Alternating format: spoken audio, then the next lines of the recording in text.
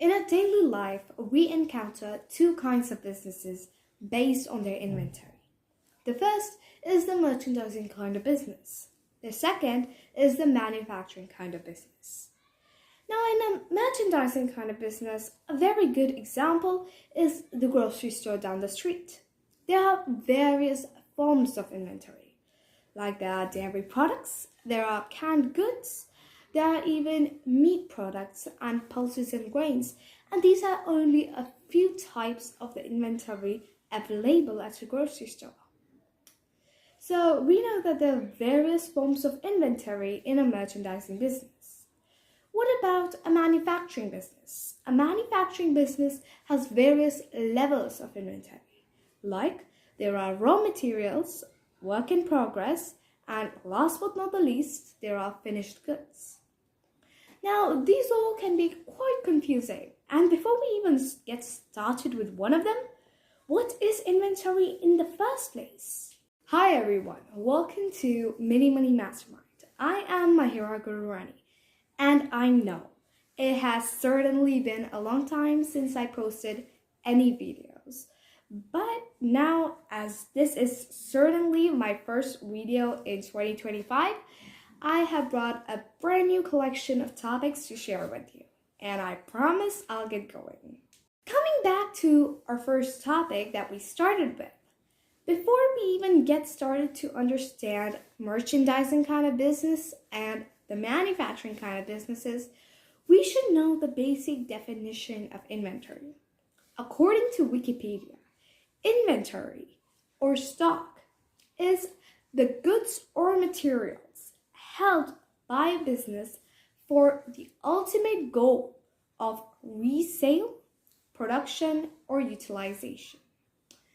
Now that we've understood inventory, what about merchandising business and manufacturing businesses? Well, I gave you the gist for merchandising businesses. You see, the inventory that merchandising businesses hold have two properties. And the two main properties of those kind of inventory is one, they are owned by the company. Do not forget that they are owned by the company. And second is that they are ready for resale to another organization.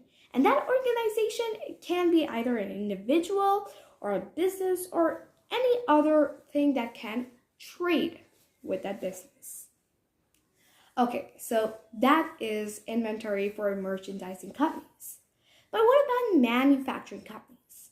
Well, as I told you, there are three different levels. The first is raw materials.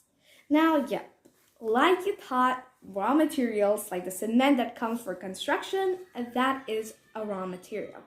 Raw materials are like the initial goods that get transformed with a lot of procedures into the finished goods. So those are raw materials. What about work in progress? Well, work in progress actually kind of explains what it is just by its, name. Work in progress is like the half-finished goods that haven't been finished yet, but they have to go a few procedures before they undertake the finishing touch. Now, these can be classified like raw materials because raw materials are completely raw. They are not at all the finished kind of touch. They don't have any procedures worked on them. But they can't be classified as finished goods either. You see, finished goods are ready for sale. Okay, and that's not the case with work in progress. Again, finished goods, like the other two, also explain their meaning just by their name. So, it's the finished good, which is ready for resale to the customer. So yeah, that's the basic kind of inventories, like ones of merchandising companies and the ones of manufacturing companies. Take the case of Caterpillar. It is a worldwide company which creates, tractors and stuff like that. So what will be a finished good for that manufacturing company? Well, a finished good for Caterpillar Incorporation will be a full tractor that's ready for sale. Work in progress will be like a half-finished tractor, which probably has the wheels joined together but doesn't have the covering part. And And the raw materials are the steel, the tires, and all the other materials required for making a tractor. When we think of inventory, we think of huge piles of the things needed for making our goods. But certain companies are working on reducing that pile.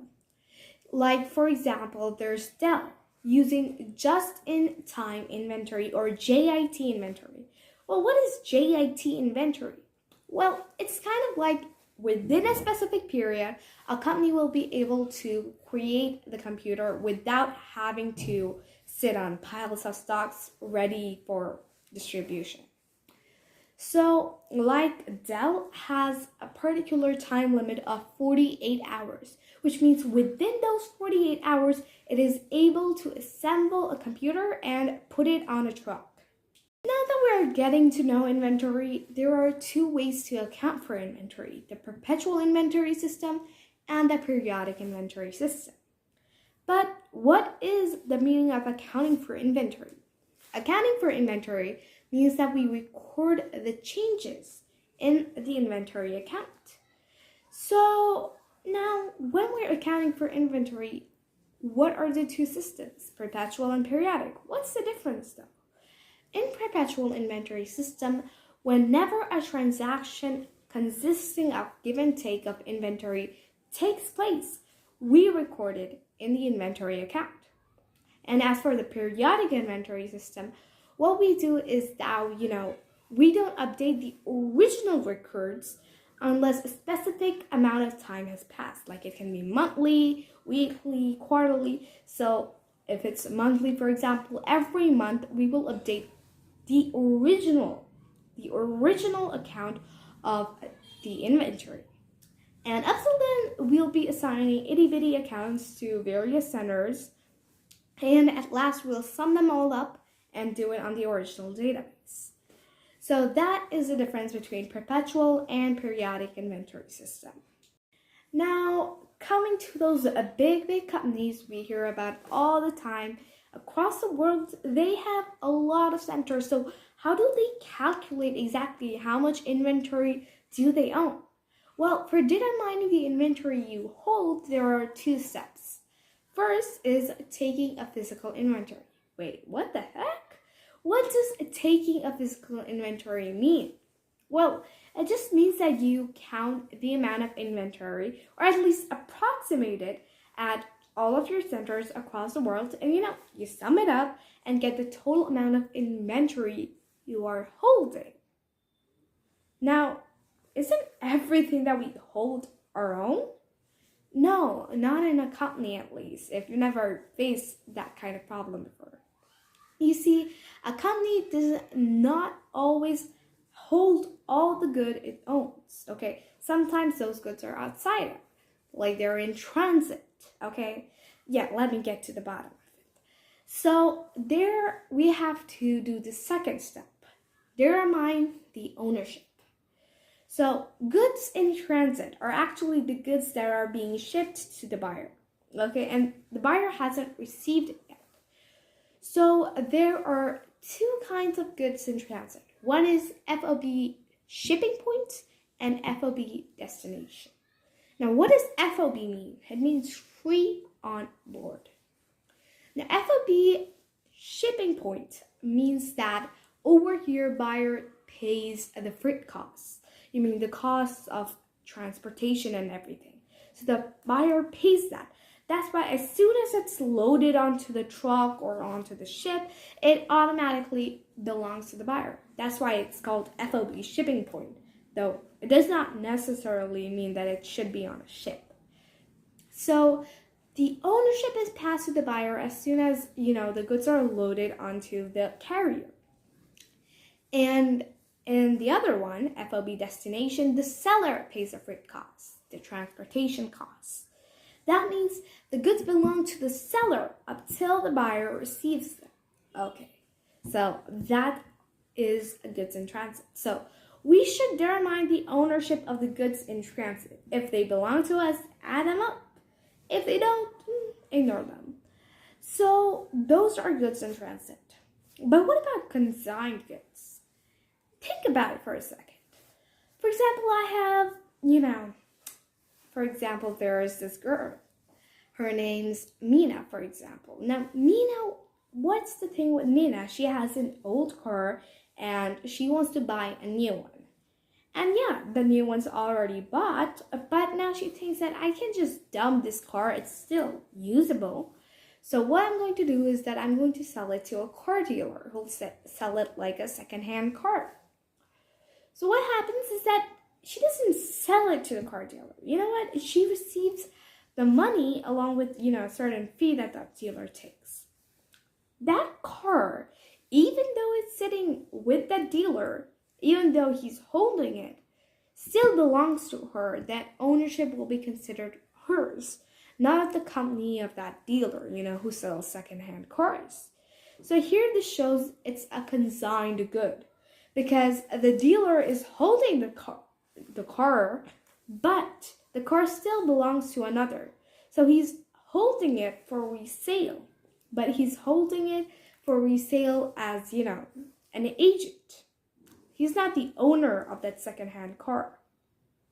So this is called consigned goods. If he does an inventory count of the items he owns, he'll never count that car with it because that car belongs to someone else. He can't accept it as his own. Now, let's start using a little creativity. Imagine there's a company, ABC, and it sells computer sets. So, for example, it bought 3 different computer sets on 3 different days at 3 different prices. Then one day it sold one of those 3 sets. How does it decide which set did it sell? Because obviously the cost price, the computer set will be sold after a profit, So most companies like to have a profit. The selling price will actually be different from the, buying price. So the cost price and selling price are mostly never the same.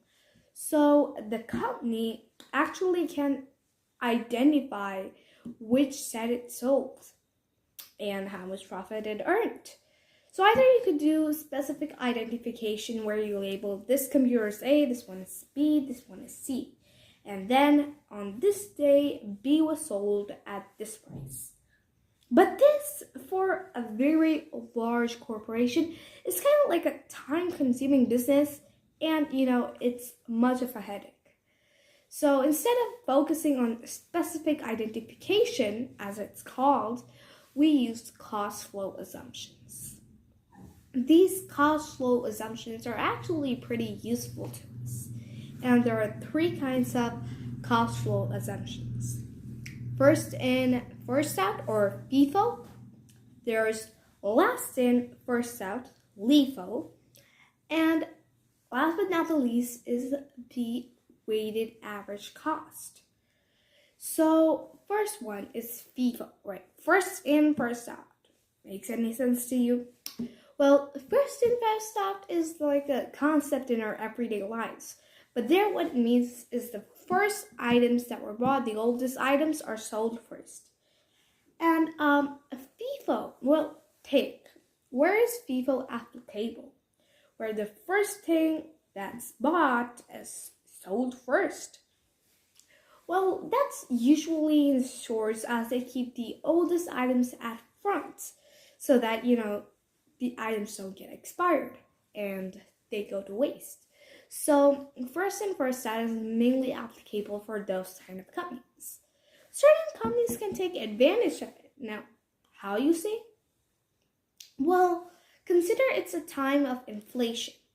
Companies can actually choose the FIFO cost flow assumption, and you know what will happen? The oldest price will be, the lowest price due to the inflation, and the selling price will be higher, so there's a greater amount of profit. Companies might actually use this in times of deflation to minimize the profit they actually earned on the papers and, get less income tax. So it can be used in both ways, either to inflate the income figure or to deflate it. But most companies actually do it according to their own rules and principles. So that's FIFO for you. What about LIFO? Last in, first out. This is like more applicable for things that are in stacks, like haystacks and stuff. So things like those actually mean last in, first out. So the last things bought, latest things get sold first. So over there, what happens is that the latest things cost price is taken into view as the cost of goods sold. All these costal assumptions are so that we can add up those costs, the cost prices of the things we've sold, and make the cost of goods sold and the income statement. So in last in, first out, it's the opposite. The last ones bought are the first ones to be sold. And it can also be used as an unfair means. How? Well, in LIFO, what happens is that you can inflate the income figure. How? During a deflation, what happens is that there's the lowest cost price just in the near past, and over there, if we use the latest items bought and sell them, then it'll actually show a higher profit, and vice versa. Then, last but not the least, is the weighted average cost. The weighted average cost method, actually what it does is that all the items that we bought, we sum up their cost prices. Then what we do is that we divide that cost price by the number of items sold. And now the cost price of, the number of items bought, So, for example, there's this company, okay? So you can see the sheet up here. Now, in that sheet, you can see it bought 5 different computer sets at different prices. We get the sum. Okay, there's the sum, okay? So there's the sum. And now when we get the sum, what happens is that we'll divide it by the number of computer sets bought. That's 5. So let's divide it by 5. And now we get the individual price for each of them. Okay, so we get the individual price. And this is the average price. Okay, now we'll change the cost price into this average price. So every time we sell a product, we'll show that this product has been sold at this price, and this was the cost price. Okay, so we'll be using the same cost price for all the different items. Now this is not different actually, all the differently priced items. And this weighted average cost is it's applicable to only items of similar size and color. Not basically color, but they're the same type of things. Of course, I can't actually do the same with a rice sack, and a computer. Of course, that isn't applicable. So, kind of like a weighted average cost is the most unbiased, not favorable, but this is kind of an emerging technique, and old established companies are still using either LIFO or FIFO. So here are the 3 different costal assumptions, and these are the 3 different costal assumptions which a company can use.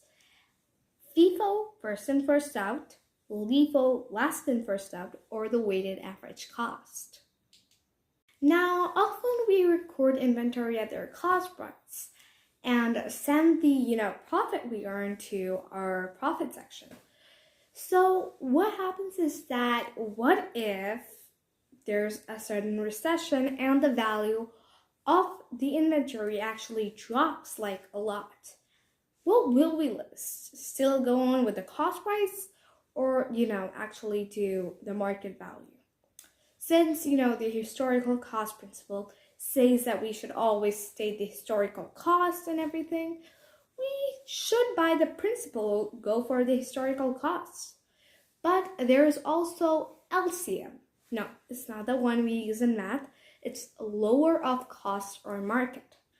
That means whichever is lower, the cost or the market value, that we'll use for inventory. Certain rules and regulations of the company itself also apply. So that's all for inventory today. Congratulations, you've not fallen asleep yet. Thank you. Have a good day. Don't forget to like, subscribe, and share this video.